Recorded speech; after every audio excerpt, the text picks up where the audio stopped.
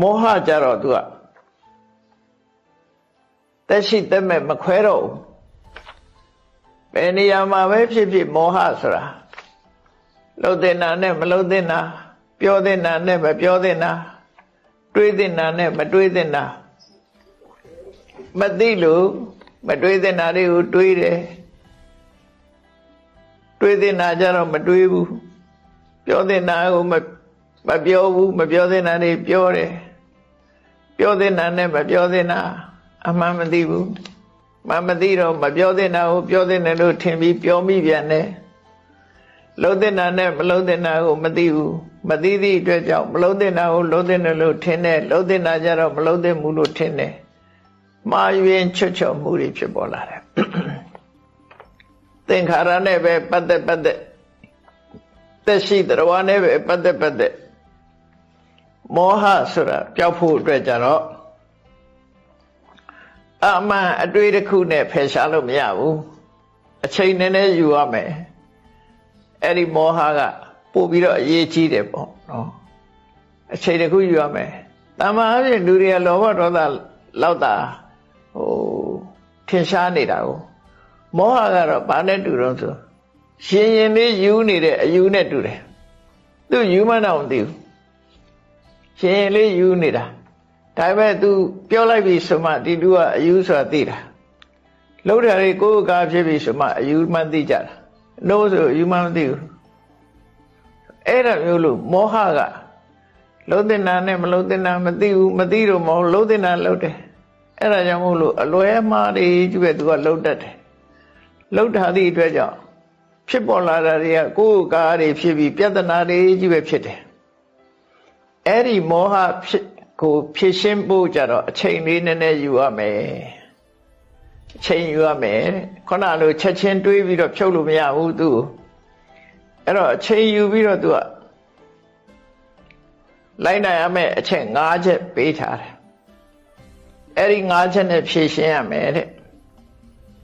အဲ့တော့မြတ်စွာဘုရားရဲ့တရားတော်တွေကအမြဲတမ်းစနစ်ကြတာတောင်းဖို့သိပ္ပံနီးကြလို့ပြောကြတယ်သိပ္ပံဆရာတွေကတောင်ဖရာတရားတော်ကြတော့သူတို့သိပ္ပံနဲ့ကြည့်လိုက်ပဲဆိုရင်အတော်ကိုစနစ်ကြလို့ကျင့်တတ်ကြတယ်လက်ခံကြတယ်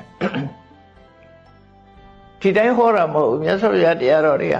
အကြောင်းနဲ့အကျိုးနဲ့ကွက်တိပဲစီလျော်တယ် reasonable ဖြစ်တယ် logical ဖြစ်တယ်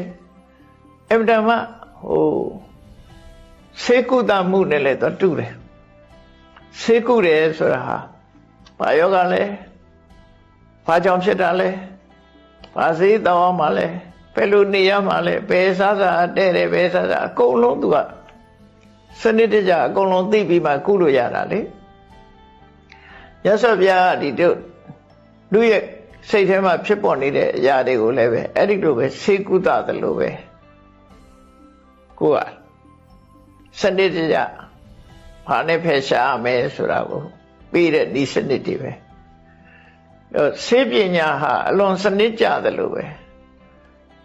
ရသော်ဘုရားရဲ့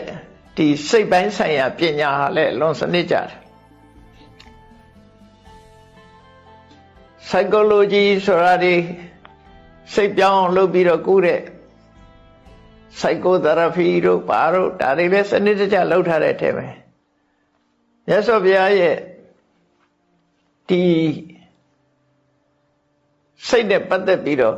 ဆုံးမသွန်သင်မှုကပို့ပြီးတော့ထိရောက်တယ်ပို့ပြီးတော့စနစ်ကြတယ်လို့သူတို့ပြောရမှာအဲ့တော့မောဟနဲ့လူတယောက်ဟာ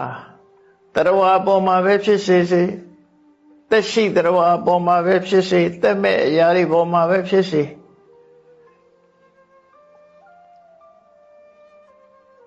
တွေ့ဝေးနေပြီဆိုလို့ရှိရင်ဒီလမ်းစဉ်အချက်5ချက်အတိုင်းလိုက်နာရမယ်နံပါတ်1ကဘာလို့ဆို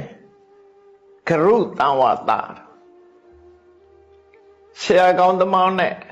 အတူနေထိုင်ပြီးတော့ဤယူဖို့လိုတယ်ဒါအခုဆေးပညာမှလည်းလေဆေးပညာသင်ထားတဲ့ကျောင်းသားတွေဆရာဝန်ဖြစ်စဆရာမဖြစ်စဆေးပညာရှင်တွေဟာ သမားတော်ကြီးနဲ့လက်တွဲပြီးတော့နောက်ကနေလိုက်ကြရတာဘယ်လိုယူဆတယ်ဘယ်လိုကူးတယ်ဘယ်လိုပြုတယ်ဆိုတာလိုက်မှတ်တမ်းတင်နေကြအဲ့ဒါခရုတံဝတ္တလို့ခေါ်တယ်ဆရာနဲ့တွဲဖက်ပြီးတော့လုံးနေဆရာနဲ့တွဲဖက်ပြီးတော့နေရမယ်ဒါမောဟပြောက်ဖို့အတွက်ချိန်ယူရမယ်ဆေးပညာမှာချိန်ယူရသလိုတခြားပညာရည်တွေမှာလည်းအချိန်ယူရသလိုလူရင်ထဲမှာဖြစ်နေတဲ့မောဟနဲ့ပတ်သက်လို့ရှိရင်အချိန်ယူရမယ်တရားပြတဲ့ဆရာနဲ့တွဲဖက်ပြီးတော့ကိုယ့်ရင်နဲ့မရှင်းတာတွေရှင်းအောင်လုပ်ဖို့ဆရာနဲ့အတူတွဲနေဖို့လိုတယ်တဲ့